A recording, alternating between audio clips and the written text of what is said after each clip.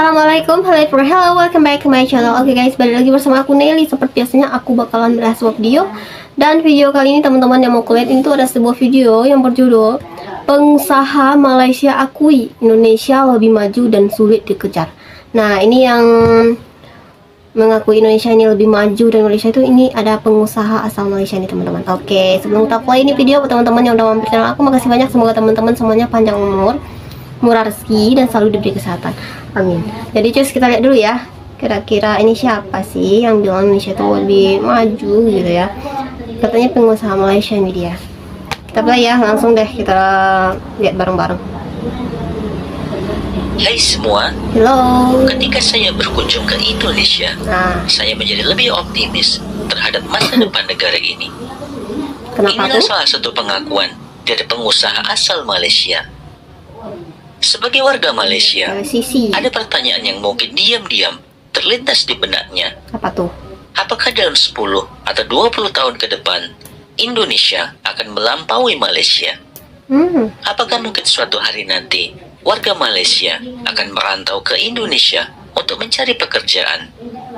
Ini bukanlah hal yang mustahil. Bukan hal mustahil. Terutama jika kita melihat upah minimum di Jakarta yang kini hampir setara dengan Malaysia. Meskipun pendapatan nasional bruto atau GNI per kapita Malaysia masih lebih tinggi. Bagaimana langkah Indonesia untuk menjadi negara maju di dunia? Simak video ini hingga akhir. Oke, kita lihat bareng-bareng Namun teman-teman ya. sebelum melanjutkan, jangan lupa untuk subscribe terlebih dahulu channel Untuk video ini. originalnya agar tak teman-teman ketinggalan langsung aja info deh menarik klik lainnya. link yang aku selipkan di deskripsi Saat video aku ini.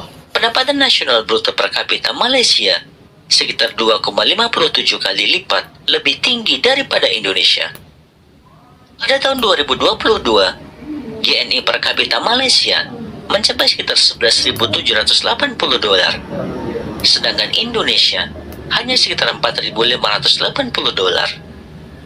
Meskipun demikian, upah minimum di Jakarta sudah mendekati, bahkan kadang lebih tinggi daripada upah minimum di Malaysia, tergantung pada nilai tukarnya.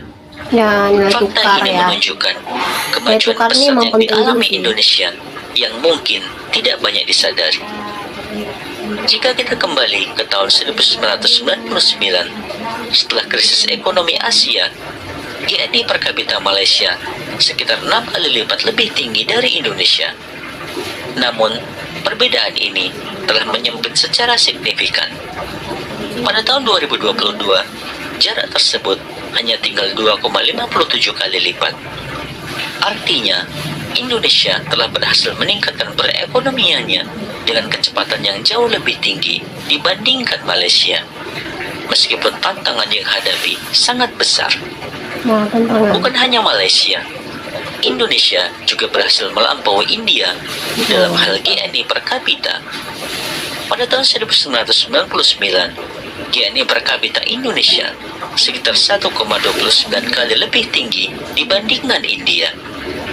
Namun pada tahun 2022, kesenjangan ini semakin melebar hingga Indonesia memiliki GNI per kapita 1,92 kali lebih tinggi dibandingkan India. Ini menunjukkan bahwa pertumbuhan ekonomi Indonesia tidak bisa dipandang remeh. Nah, jadi Jika ini dilihat Indonesia dari bisa melampaui sektor India ekonomi ya. dalam 20 tahun terakhir dan mendekati Malaysia, maka pertanyaan yang muncul adalah, apakah dalam 10 atau 20 tahun ke depan, Indonesia akan benar-benar melampaui Malaysia? Banyak hal yang mendukung kemungkinan ini, termasuk perkembangan infrastruktur yang pesat dan stabilitas politik yang makin terjaga di Indonesia. Proyek kereta cepat Jakarta-Bandung adalah salah satu contoh bagaimana infrastruktur di Indonesia yang sedang berkembang pesat. Meskipun banyak media barat yang skeptis dan menganggap proyek ini sebagai jebakan utang, kenyataannya proyek ini sangat populer di kalangan masyarakat lokal.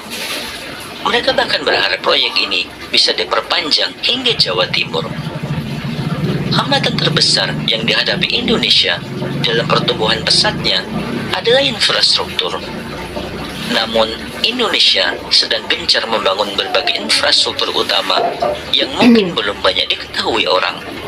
Salah satunya adalah jalan tol Trans Sumatera yang akan selesai pada tahun 2024 atau 2025, membentang sepanjang 2.800 km dari ujung utara hingga ujung selatan Sumatera. Dengan adanya konektivitas seperti ini, produktivitas di Indonesia akan meningkat pesat. Dengan infrastruktur yang semakin lengkap, potensi ekonomi Indonesia akan semakin terrealisasi. Contoh lainnya adalah pembangunan ibu kota baru Nusantara IKN yang dijadwalkan akan diluncurkan tahun depan. Meskipun ini baru tahap pertama, progresnya cukup menjanjikan dan akan semakin memperkuat posisi Indonesia sebagai salah kemarin satu juga negara dengan ulang pertumbuhan tahun tercepat di Indonesia dunia. juga udah diperingati di IKN juga Namun, ya. kunci utama keberhasilan Indonesia ke depan adalah stabilitas politik. Pemilih 2024 merupakan momen yang krusial, dan jika Indonesia bisa mempertahankan stabilitas politik selama 30 tahun ke depan, potensi besar yang dimiliki negara ini akan semakin terekspos. Tidak berlebihan jika kita membayangkan bahwa dalam 10 atau 15 tahun ke depan, mungkin saja warga Malaysia akan datang ke Indonesia untuk mencari pekerjaan. Perkembangan pesat yang sedang dialami oleh Indonesia menunjukkan bahwa negara ini memiliki potensi besar yang belum sepenuhnya tereksplorasi. Dengan infrastruktur yang semakin baik dan stabilitas politik yang terjaga, Indonesia bisa menjadi kekuatan ekonomi baru di Asia Tenggara, bahkan melampaui Malaysia. Bagaimana menurut pendapat Anda? Silakan tuliskan di kolom komentar, dan jangan lupa untuk like dan share video ini jika bermanfaat. Sampai jumpa di video menarik berikutnya. Oke, nah jadi ini dilihat dari infrastruktur juga ekonomi gitu ya tadi ya. Ya bukan hal yang mustahil sih kalau dibayangkan untuk ke 20 tahun mendatang, jadi bukan mustahil nanti Indonesia ini semakin maju dari Malaysia, teman-teman. Kenapa? Ya karena emang butuh proses gitu, apalagi Indonesia ini sangat luas gitu ya, sangat luas, dan juga sekarang tuh lagi gencar-gencarnya juga untuk pembangunan itu ya, pembangunan infrastruktur. Dibanding dengan negara Malaysia gitu, Indonesia kan jauh lebih luas. Mungkin Malaysia kalau dibawa ke pulau di yang ada Indonesia mungkin seluasnya Sumatera kali ya. Jadi ini Indonesia memang benar-benar luas, jadi memang butuh proses yang lumayan gitu untuk infrastruktur dan ekonomi ini. Tapi ini udah sejauh ini sih semakin oke sih menurut aku ya, untuk infrastruktur yang ada di Indonesia tuh udah semakin oke akhir-akhir ini. Apalagi sekarang lagi pembangunan di IKN, Ibu Kota Baru Indonesia gitu. Jadi kita doakan aja lah yang terbaik buat Indonesia.